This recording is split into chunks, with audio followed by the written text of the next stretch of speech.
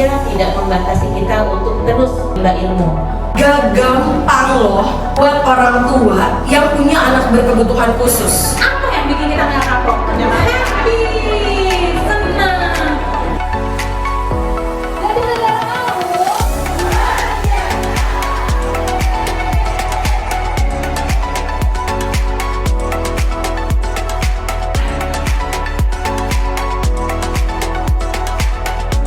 Jadi negara kamu. Dengan bahan-bahan seadanya kita bisa membangun dunia. Mas dalam satu keluarga saja beda. Ada boneka, dia kasih satu topi. Membangun kualitas keluarga itu dimulai dari keluarga itu sendiri. Kalau kau suka hati bilang hore.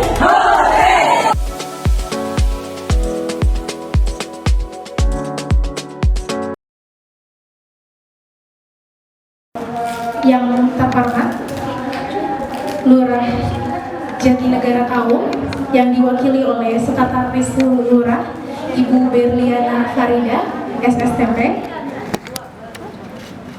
Yang terhormat para Bapak Ibu dosen Universitas Jakarta, Universitas Negeri Jakarta, tim pelaksana pengabdian masyarakat.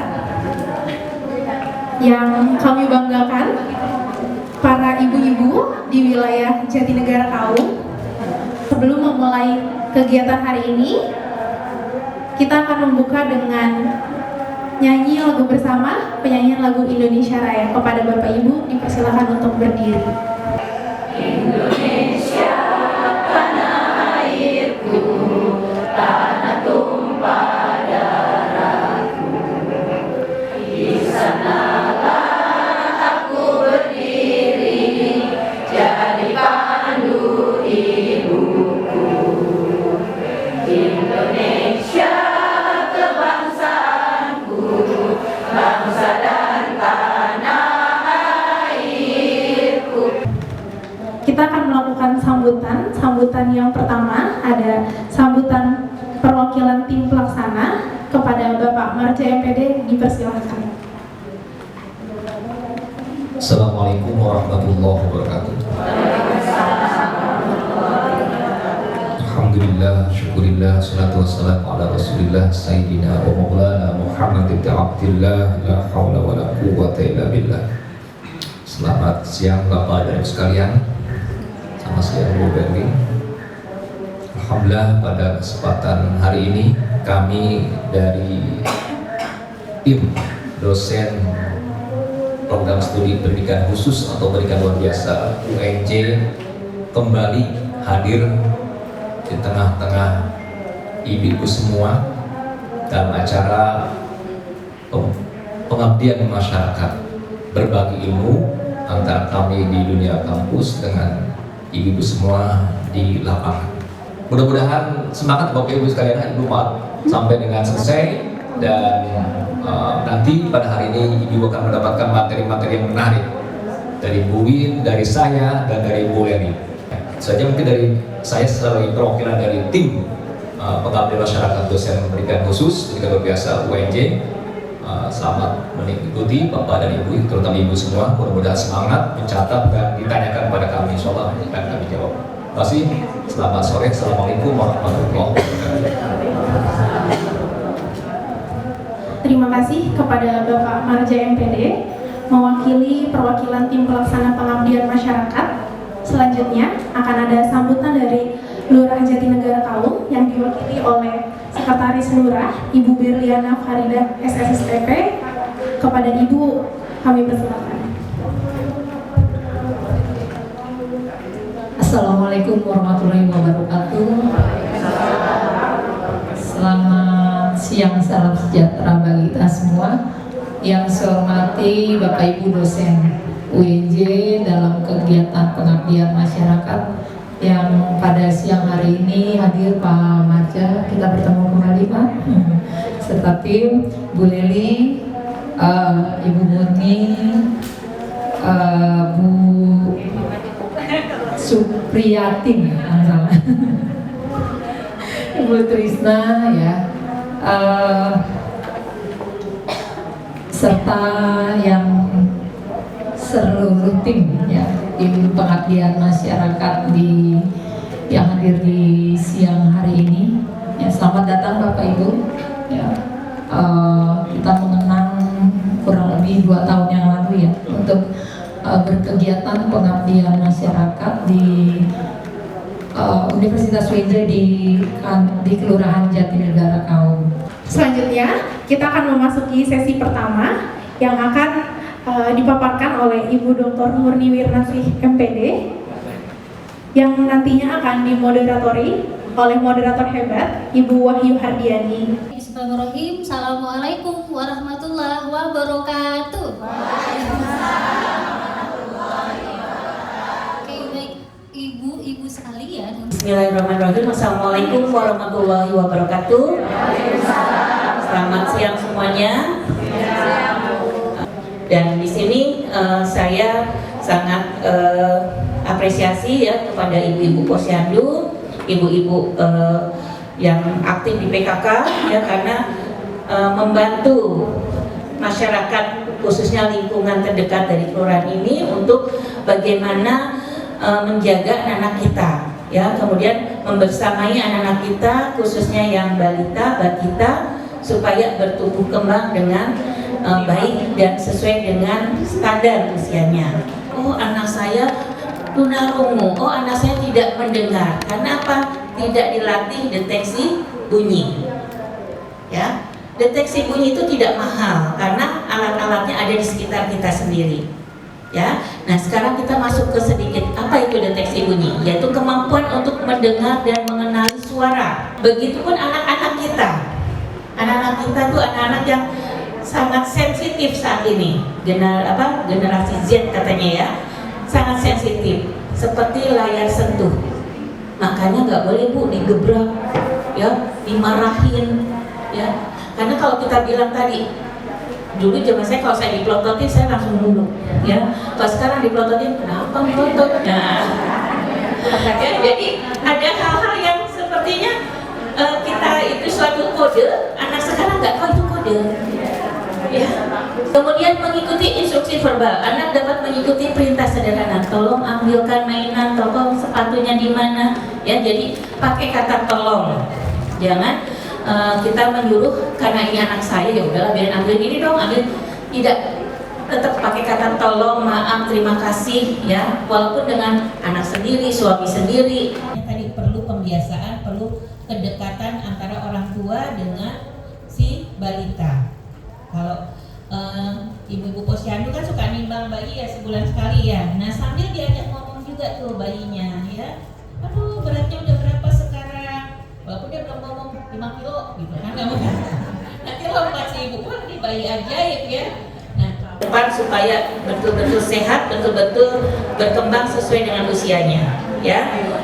Terima kasih dari saya. Nanti boleh kalau ada yang ingin ditanyakan, selanjutnya saya serahkan ke moderator. Assalamualaikum warahmatullahi wabarakatuh. Kita lanjut ke materi kita yang kedua yang insya Allah akan disampaikan oleh Bapak Marja MPD. Kepada Bapak saya persilahkan. Baik, terima kasih MC. Assalamualaikum warahmatullahi wabarakatuh. Alhamdulillah, amin. Selamat siang ibu-ibu semua. Masih semangat? Saya juga semangat ini.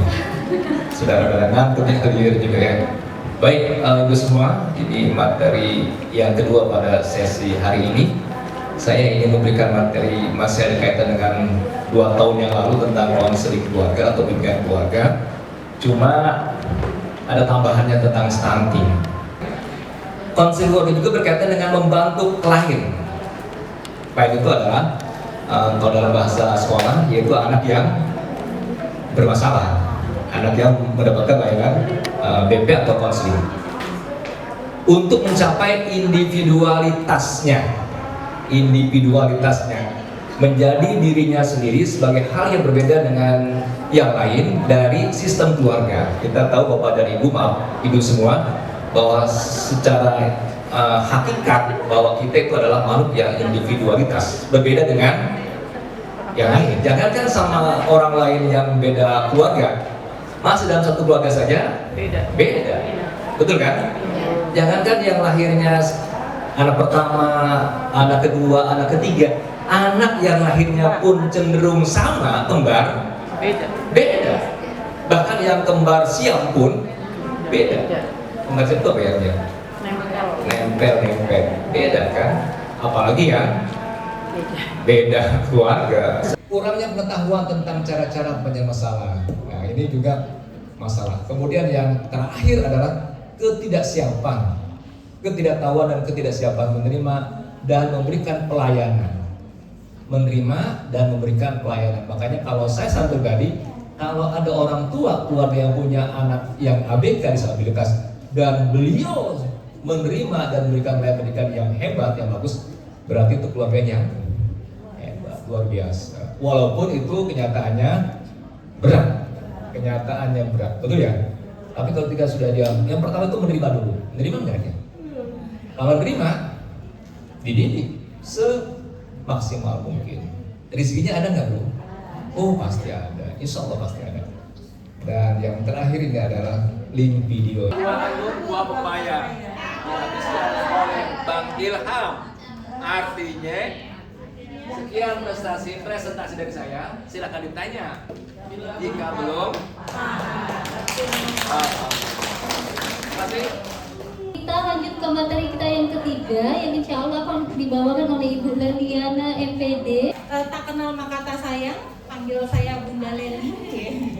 Jangan Mama Leli, Mbak Julhab ya. Oke, ada yang tahu lagu Aram Sam Sam? Guri guri. Ini jago. Ayo, ada yang bisa nemenin saya? Apa Bu tadi? Science, teknologi, engineering, art, mathematics. Wah, good. Ini artinya bukunya dibaca. Tepuk tangan buat kita semua. Oke, next. Nah, tadi kan dikatakan anak beresiko. Siapa yang disebut dengan anak beresiko ya? Anak bukan khusus, oke. Anak yang kekurangan gizi, betul Bu. Anak kekurangan gizi. Apalagi Bu? Stunting tadi ya, anak kurang gizi. Anak yang hidup di dalam lingkungan keluarga yang broken home gitu ya, atau kemudian dengan kondisi ekonomi yang terbatas gitu ya. Yang berikutnya, gimana stimulasinya? Yang paling penting adalah bagaimana kita memberikan sesuatu atas inisiatif anak itu. Kita bisa menyediakan barangnya, silakan dia mainnya mau kayak gimana. Kalau dia bilang bantuin, baru kita bantu. Gitu. Jangan kemudian gini nih, kita langsung ngasih. Kalau kita langsung ngasih, itu dia nggak akan belajar. Kenapa sih harus STEM? Yang paling pertama dan utama adalah keterampilan kognitif. Ya, ketika kita memberikan stimulasi STEM, itu kita memberikan kemampuan pemecahan masalah, berpikir kritis dan juga logis, menalar logis. Terakhir adalah menumbuhkan kecintaan terhadap belajar. Menumbuhkan kecintaan terhadap belajar bukan melalui les, bukan juga melalui belajar dengan di depan meja, pakai meja duduk tenang, enggak gitu. Tapi meningkatkan minat belajar dengan kita memberikan stimulasi yang sederhana tapi bermakna buat dia.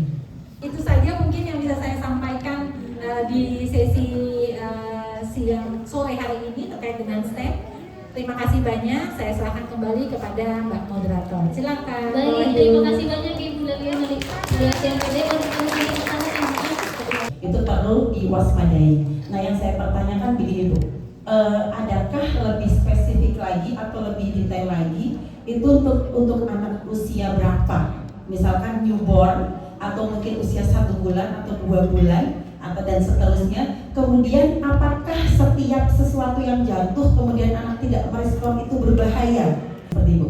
Nah, itu adakah batasan usia Bu? Karena untuk anak yang balita terutama anak usia 1 sampai 2 tahun itu kan dilarang untuk screen time.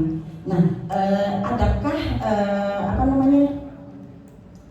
tontonan yang bisa digunakan atau bisa diperbolehkan untuk anak-anak di usia yang masih rawan tadi? Nah, stimulasi apa yang harus saya lakukan dengan pendekatan STEM tadi terhadap anak usia 2 tahun? Terima kasih. kasih Bu. Assalamualaikum warahmatullahi wabarakatuh. Yang pertama adalah usia berapa sih anak itu bisa dilakukan deteksi. Dari 0 sampai 3 bulan itu usia yang paling penting untuk kita tahu apakah perkembangan motorik ya, khususnya penglihatan, pendengaran itu berfungsi dengan baik atau tidak. Kemudian kalau dia dalam kondisi tidur nyenyak ya, bisa jadi dia hanya kaget tapi tidak merespon. Kagetnya itu berarti dia mendengar sesuatu ya. Tapi kalau misalnya apakah sesuatu yang jatuh itu harus direspon terus? Tidak juga. Dalam keadaan sadar biasanya anak cuma ngelihat gitu, oh itu jatuh gitu ya. Artinya dia tahu ada benda yang di sekitar kita itu bergerak atau jatuh atau apa ya. Artinya dari 0 ya Bu, dari dia baru lahir sampai 3 bulan itu kita harus sering. Karena apa? Itu kalau terlambat ya bahaya. Bahayanya apa? Nyesal nanti kita. Kok udah sampai sekian desibel, 120 desibel gitu, parah sekali. Nah, latihan-latihan tadi yang sederhana, misalnya tadi, walau sebenarnya lebih bagus dalam keadaan dia sadar, bukan tidur ya, lagi melek, lagi ngeliat-liat. Nah, kita bisa mainin apa kerencengan atau petik jari ya, dia ngikutin nggak? Atau tadi benda-benda yang berwarna ya, itu untuk penglihatan. Dengan saya juga untuk memperkenalkan pembicara kita pada hari ini akan ada dari Ibu Krisna di sebelah sana, ada Ibu Suprihatin yang selalu di belakang, dan juga nanti ada moderator kita Bu Maya yang selalu di sebelah sana, dan juga terakhir dan juga tidak terlupa Ibu kita yang akan jadi pembicara juga. Nah, nama saya Maya Sarimana dan di sini saya nanti akan mengundang para narasumber kita yang gak kalah seru dari yang lain. Untuk pertama silakan kami persilakan Ibu Dr. Suprihatin Didi untuk menyampaikan permainan akan kita mainkan. Baik, terima kasih Bu Maya. Ibu-ibu, saya tidak punya permainan. Mari kita mencoba menciptakan permainan sebenarnya. Ya, saya tadi jalan-jalan di pinggir jalan tuh cari daun-daunan. Apa yang akan kita lakukan hari ini? Kita berusaha memahami apa itu play word. Ya, play word ini memang mungkin asing bagi ibu bapak itu ya, tapi memang intinya adalah bermain-main. Tapi bermain-main itu ada cara-caranya, ada step-stepnya kita bagaimana membuat permainan. Permainan bukan yang mungkin di apa itu namanya game atau apa, bukan seperti itu, tapi kita juga mengkreasikan sendiri gitu. Karena apa yang bisa dilakukan oleh ibu bapak itu adalah menstimulasi bagaimana perkembangan otak, perkembangan motorik, perkembangan semuanya itu bisa dilakukan gitu. Oke, yang berikutnya juga bagaimana ibu bapak nggak ada bapaknya ya, oh ada satu. Bagaimana ibu-ibu semuanya ini diperkuat, bagaimana perannya. Nah, kalau mungkin selama ini mainan ya main-main hanya seperti itu saja, tapi kita berusaha mencoba main yang lebih bermakna. Tapi kalau stunting itu karena memang kekurangan gizi, ya kekurangan gizi. Dan stunting dampaknya itu ya kesehatan, ibu bapak sudah tahu gitu ya. Dan bagaimana ketika mereka hidup gitu akan mempengaruhi kualitas hidup mereka ketika stunting itu terjadi pada anak-anak kita. Zaman kuno ya ibu-ibu, zaman kuno itu anak baru lahir sudah dikasih makan pisang. Pisang, makan pisang, pisangnya dikerok terus dimasukin ke mulut. Ya Allah. Sampai sekarang masih ada Bu?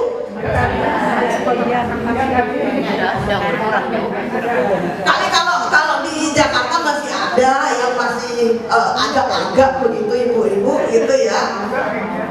Semoga tidak ada ya, gitu. Karena memang itu di 1000 hari pertama pertumbuhan fisik itu masih belum sempurna. Kalau sudah dimakan, dikasih makan, ya Allah, benar-benar zaman dulu gitu. Itu ya saya produk zaman dulu juga. Gitu. Saya kemungkinan juga dikasih makan begitu. Gitu. Tapi alhamdulillahnya ya kita kuat sampai sekarang masih bisa hidup gitu. Oke, jadi benar-benar 1000 hari pertama itu memang benar-benar harus diperhatikan. Nah, ini yang mengajarkan itu langsung dari Australia yang memiliki Playwork itu gitu. Jadi nah kebetulan saya pernah menjadi fasilitatornya gitu. Jadi saya coba membantu memahamkan ibu-ibu juga bagaimana Playwork ini bisa digunakan di sekolah, di PAUD, di RA, dan juga kemungkinan bisa dilakukan di posyandu. Yang berikutnya juga aktif dan partisipatif ibu-ibu. Aktif, siapa yang aktif? Muridnya aktif, gurunya juga aktif. Bukan gurunya hanya nontonin, ya kamu main saja nggak apa-apa. Ibu sedang sibuk dengan ini, ya nggak juga begitu kan? Apalagi kalau katanya kalau guru olahraga, kalau ngajarin renang gitu, ya kamu nyebur, gurunya di atas kolam. Nggak ngajarin kalau kayak gitu. Nggak aktif, nggak partisipatif kalau kayak gitu. Muridnya saja yang disuruh. Gitu. Oke, jadi aktif dan partisipatif di sini maksudnya ibu sebagai fasilitator juga aktif mengajarkan dan murid juga ikut berpartisipasi dalam kegiatan itu. Oke, yang berikutnya juga holistik begitu. Di dalam Playwork ini memang mengajarkan imajinasi, mengajarkan kalau nanti Bu Tresna membicarakan tentang STEAM, ya di situ juga ada STEAM. Kalau yang asli pernah tahu pohon kembang sepatu? Dulu zaman kecil diapain tuh pohon kembang sepatu ibu-ibu? Daunnya diapain? Nah itu sebenarnya belajar sains ibu bapak. Apa yang dipelajari? Ibu kan bikin minyak. Itu kan, itu belajar sains sebenarnya. Tapi kan kita tidak tahu zaman dulu itu. Tahunnya sudah tua begini. Oh ini belajar sains ternyata, gitu kan? Itu kan kita remas-remas di situ. Di situ juga belajar engineering. Engineering misalnya kalau kita remasnya kuat, keluar minyaknya sedikit atau banyak? Banyak. Itu juga belajar sains, belajar engineering, belajar matematika misalnya. Kalau kita kekuatannya berapa banyak, lalu jumlah minyak yang keluar berapa banyak? Itu kita belajar semuanya di situ. Tapi kita zaman dulu, ya sudahlah pokoknya asal gitu aja. Ya udah itu saja. Pernah ibu-ibu tahu pohon nanas? Pernah tahu daunnya? Pernah makan daunnya nggak? Nah, ibu-ibu kalah dengan saya. Saya pernah makan pohon daun nanas. Daunnya pohon nanas. Asam. Ya jangan dimakan tajamnya.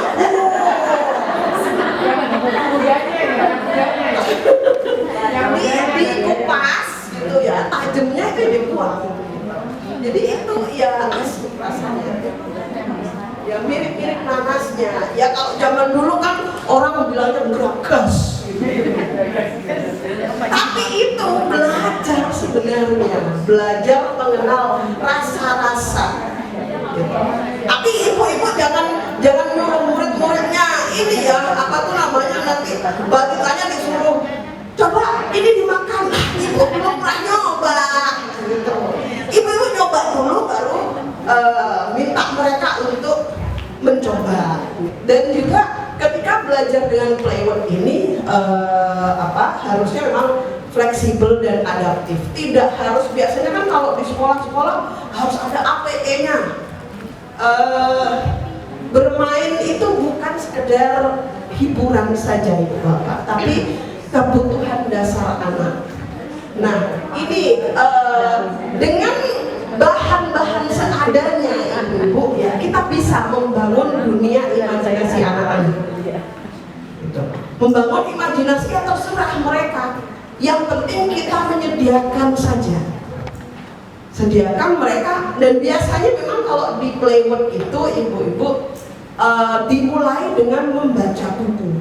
Itu bisa saja, atau mungkin juga bisa kita menceritakan, anak-anak ini loh, ini ada warnanya seperti ini, di sini ada gambarnya anak-anak perangkat, gitu kan? Bisa saja seperti itu juga dilakukan. Yang berikutnya, memasuki dunia bermain. Ya, memasuki dunia bermain itu kita sebagai orang dewasa itu bagaimana masuk ke dunianya anak-anak gitu. Kalau kita memasukinya itu harusnya kita kalau ada anak-anak mengalami konflik di sana ketika mereka sedang bermain, ya kita masuk gitu. Jangan sampai ketika ada konflik dibiarkan saja. Dibiarkan anak disuruh menyelesaikan konflik. Ketika kita sudah bisa ketika anak-anak sudah diajarkan menyelesaikan konflik, tidak apa-apa kita tidak masuk gitu, supaya mereka bisa mengembangkan keterampilan yang memang harusnya diusahakan saat terjadinya proses bermain. Keterampilan apa dalam proses bermain itu ibu? Kerjasama, komunikasi, apalagi berbagi. Baik, terima kasih Ibu Maya. Akan kita berikan waktu sekali lagi untuk Ibu Trisna Maryani untuk menyampaikan tentang simulasi belajar matematika. Pada beliau kami persilakan. Assalamualaikum warahmatullahi wabarakatuh. Waalaikumsalam warahmatullahi wabarakatuh. Bagaimana ibu-ibu, masih semangat siang ini? Apakah matematika itu penting untuk anak? Penting. Kenapa? Untuk melatih anak mengenal bentuk, jumlah, urutan, dan lain-lain secara natural. Jadi secara alami, karena berkaitan dengan kehidupan sehari-hari. Kemudian juga menyiapkan anak untuk di jenjang selanjutnya, dan berikutnya juga menjadi dasar untuk ilmu lain, sains, teknologi, ekonomi, dan lain-lain. Nomor 3 itu gambarnya kalau kurang jelas ya, ada botol, memindahkan botol. Matematikanya apa? Matematikanya adalah di atas dan di bawah. Di atas dan di bawah itu matematika. Posisi. Kemudian apa lagi? Mungkin botol yang di atas penuh, botol yang di bawah kosong. Itu juga matematika. Nah, itu adalah konsep yang kalau di matematika disebut korespondensi satu-satu. Kalau disederhanakan adalah satu untuk setiap sesuatu. Itu konsep yang paling dasar untuk menghitung. Kemudian beda dengan yang klasifikasi adalah mengelompokkan. Mengelompokkan itu berarti memisahkan. Kalau tadi kita gabungkan ya satu set ya. Kalau misalnya ada yang kurang jelas, itu bisa ditanyakan. Baik, terima kasih. Dikembalikan kepada Ibu Moderator. Baik, terima kasih Ibu Dr. Trisna. Dr. Hasbi Maulidina, kami persilakan. Bismillahirrahmanirrahim. Assalamualaikum warahmatullahi wabarakatuh. Di sini yang mau saya bahas adalah bagaimana membangun kualitas keluarga. Punya anak berkebutuhan khusus itu juga indah kalau kita bisa lihat perspektifnya dengan cara yang beda, gitu ya ibu-ibu ya. Jadi orang tuanya itu bilang, saya sudah mempersiapkan yang terbaik, tapi ternyata nakodanya dalam hal ini Tuhan memberikan saya ke Italia, yang ke Italia ternyata sama-sama indahnya sama Belanda. Jadi ya sudah, saya akan prepare apa yang Tuhan kasih itu dengan cara yang baik menurut saya. Gak gampang loh buat orang tua yang punya anak berkebutuhan khusus. Sometimes kita harus bisa punya empati gak sih ibu-ibu, ngerasain gimana rasanya? Bener gak? Kalau itu kejadian di kita kayak gimana? Kalau ternyata itu anak kita kayak gimana? Jadi membangun kualitas keluarga itu dimulai dari keluarga itu sendiri, Dan bagaimana ibu-ibu posyandu, ibu-ibu yang ngajar di PAUD itu juga berperan ngebangun kualitas keluarga. Ternyata keluarga itu bisa berpengaruh itu sama perkembangan anak. Tukang beca gitu ya Bapak Ibu, penghasilannya sehari nggak seberapa. Tapi ternyata orang tuanya jadi support system yang baik buat anaknya. Orang tuanya ternyata jadi pendukung terbaik buat anaknya. Pokoknya keringet saya harus bisa anak ini jadi orang. Komunitas itu maksudnya kalau misalnya ibu-ibu dari posyandu sama ibu-ibu dari sekolah bisa jadi komunitas yang saling kasih pengaruh positif ke orang tua. Dari saya itu, saya yakin ibu-ibu di sini semuanya akan jadi supporting system terbaik buat orang tua. Tepuk tangan buat kita semua. Terima kasih. Wassalamualaikum warahmatullahi wabarakatuh. Ibu Fitra, kami persilakan. Terima kasih banyak Bu Maya selaku moderator hari ini. Sebelumnya, Assalamualaikum warahmatullahi wabarakatuh. Selamat sore Ibu semua. Anak-anak juga akan merasa aman, merasa tenang ketika lingkungannya ini dikondisikan seaman mungkin, atau lingkungannya memang ditata sedemikian mungkin. Apa sih sebenarnya lingkungan suportif itu, Ibu? Kira-kira lingkungan suportif itu adalah lingkungan yang memberikan dukungan secara emosional. Artinya bagaimana dukungan secara emosional? Kita tidak langsung begitu saja menilai bagaimana atau apa yang dilakukan oleh anak kita misalnya, atau oleh peserta didik kita. Begini Ibu-ibu, tidak harus rumah itu besar, tidak harus mainan itu mahal, tapi bagaimana kreativitas kita sebagai orang tua, sebagai guru, maupun sebagai lingkungan yang membentuk anak itu bisa membantu secara optimal. Nah, ciri-ciri lingkungan seperti itu sendiri apa saja? Yang pertama, aman secara fisik dan secara psikologis. Yang kedua, terorganisir dan konsisten. Artinya hal-hal itu terstruktur. Oke, yang ketiga, menghargai perbedaan anak dan keberagaman anak. Seperti yang kita ketahui Ibu, semua orang itu unik. Sekali lagi, anak-anak akan tumbuh dan berkembang bagaimana kita orang tua, guru maupun lingkungan mikrosistemnya mendukung. Terima kasih banyak Ibu-ibu. Saya undur diri. Saya hormat tadi sih, mohon undur diri. Saya kembalikan pada mic.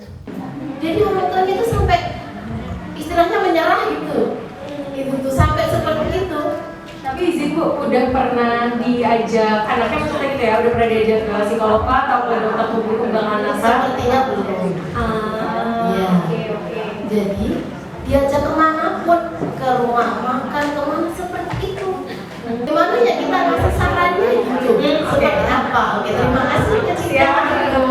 Sebenarnya untuk kelakuan atau tingkah laku anak yang seperti itu sebenarnya tidak bisa kita biarkan ya Bu, dalam arti itu memang butuh penanganan. Gak bisa kita bilang gak apa-apa kok bandel, it's okay. Ini namanya juga anak-anak. Kalau misalnya masih di tahap bandel dan anak-anak pada umumnya, kalau dia beranjak usia yang lebih matang gitu kayak misalnya 5-6 tahun itu akan berkurang seiring berjalannya waktu. Tapi tadi kan kakaknya yang kelas 3 SD, terus kemudian adiknya juga seperti itu sebenarnya bisa banyak faktor Bu. Bisa dari misalnya dari lingkungan keluarganya, atau bisa jadi memang kita nggak tahu ya Bu, apakah anak kita memang ADHD atau misalnya ada gangguan emosi tingkah laku yang memang sebenarnya butuh bantuan ahli. Dalam hal ini misalnya psikolog atau dokter tumbuh kembang anak, sehingga ketika kita tahu judgementnya dari dokter tumbuh kembang anak atau psikolog, itu kita bisa berdiskusi dan juga bisa memberikan layanan sesuai sama kebutuhannya. Assalamualaikum warahmatullahi wabarakatuh. Nama saya Miraksana dari Kelurahan Kelurahan Jakarta.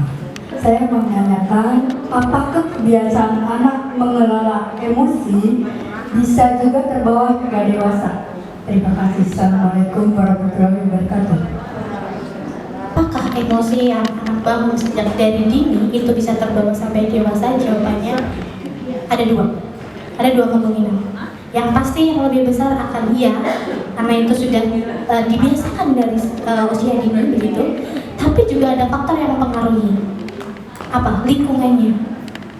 Bagaimana ketika nanti dia itu bertumbuh, lingkungannya mendukung atau tidak? Kalau dia secara emosional sudah baik, ada salah satu kecerdasan emosional ya Ibu, itu sudah baik dari saat usia dini dia pola begitu, Nah, tapi ternyata lingkungan saat dia bertumbuh misalnya, dan di usia rentang usia berapa, misal saat anak ini beranjak ke dewasa, itu tidak mendukung, bisa jadi itu juga akan berubah begitu. Jadi, tapi besar kemungkinan pasti karena memang hal itu sudah dihabituasi, hal itu sudah dibiasakan oleh anak ini dari sejak kecil. Anaknya sudah terlanjur stunting, yuk kita stimulasi dengan belajar yang menyenangkan. Nanti apakah akan ada dampak yang besar untuk menambah kecerdasan si anak stunting tadi. Itu terima kasih Bu. Assalamualaikum warahmatullahi wabarakatuh. Waalaikumsalam. Besar atau sedikitnya Ibu, kalau menurut saya tergantung bagaimana usaha kita. Nah, kalau Ibu mengatakan maunya yang besar, orang tua ada usaha sebesar mau kita nggak? Itu sebenarnya. Kalau orang tua yang kita ajak atau guru yang kita ajak usahanya tidak sebesar keinginan kita, nggak bisa ya, nggak bisa gitu Ibu. Jadi sangat tergantung bagaimana usaha kita sebagai guru dan juga usaha orang tua. Karena kan walaupun stunting, kalau kita memang benar-benar melakukan itu pasti terjadi sesuatu. Itu ada pasti berubah. Itu. Besarnya perubahan itu tergantung usaha kita. Saya dengan Bu Aida, Kepala RA Mumtaz Jatinegara Kaum Pulau Gadung. Kesan saya mengikuti kegiatan pelatihan ini selama 2 hari sangat puas sekali.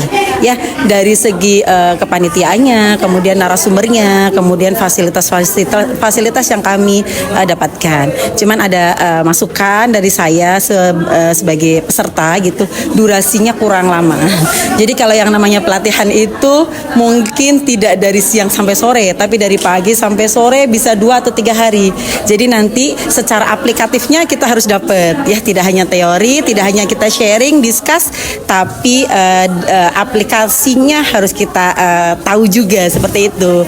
Dari PKK, guru PAUD dan TK semakin lebih terfasilitasi lagi anak-anak berkebutuhan khusus di lingkungan Kelurahan Jatinegara Kaum khususnya.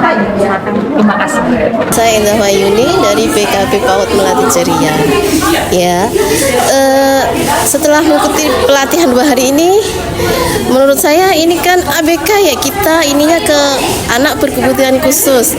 Maka dengan pelatihan ini kita mengharapkan semua masyarakat mari bersama menciptakan lingkungan yang lebih ramah dan memahami untuk mereka anak-anak ABK. Terima kasih.